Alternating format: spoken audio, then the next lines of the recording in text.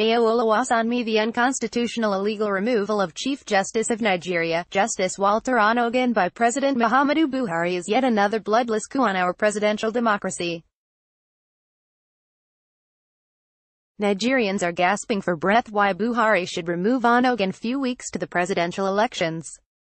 The issue is not why a corrupt justice or corrupt Nigerians should be removed from office, but the constitutional and legal process of how they are removed.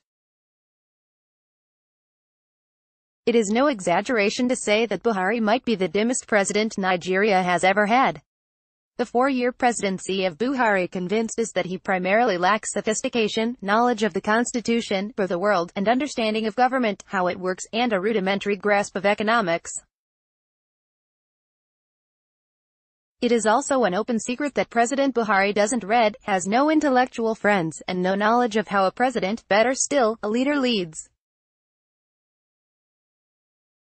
His tragic performance at the town hall meeting 2 weeks or so ago is a proof that he remains blissfully illiterate in all subjects.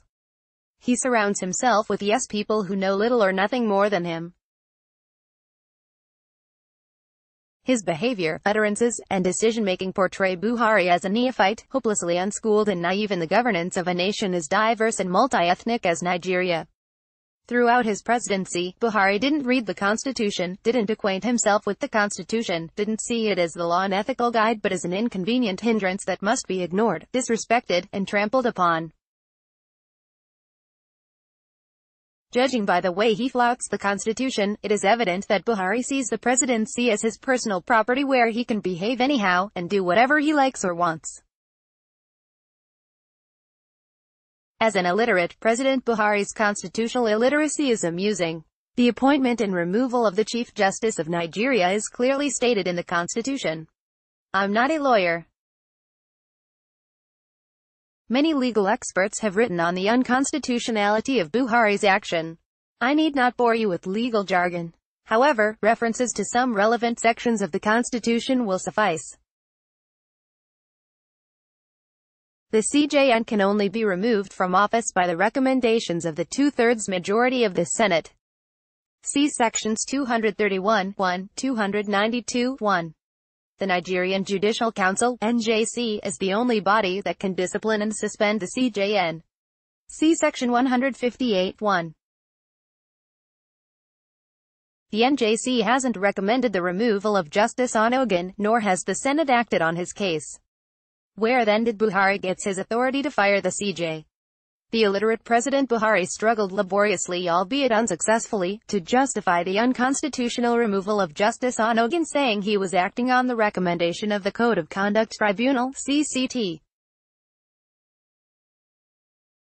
Mr. President, the Constitution does not say CJN can be removed by the President based on the order of a court, or CCT. President Buhari has the reputation of picking and choosing which judgments to comply with. Long time ago, the Supreme Court ruled that he must publish names of thieves who looted our treasury, how much was looted, and how much was recovered.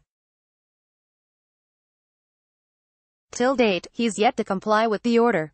President Buhari has defied 7 judgments of the High Court since 2015 in the case of former National Security Advisor Sambo Dasuki that ruled Dasuki should be free on bail. Dasuki still held in jail. What's wrong in granting bail to the accessed and prosecute him? A leader of Nigeria's Shiite community, Ibrahim El-Zakzaki, and his wife have been held by state security forces since 2015 in defiance of court orders for bail. Activist Eji Adeyanju continues to languish in detention without bail. Prolonged detention of Nigerians without trial is against the Constitution. It echoes Buhari's days as ruthless military dictator.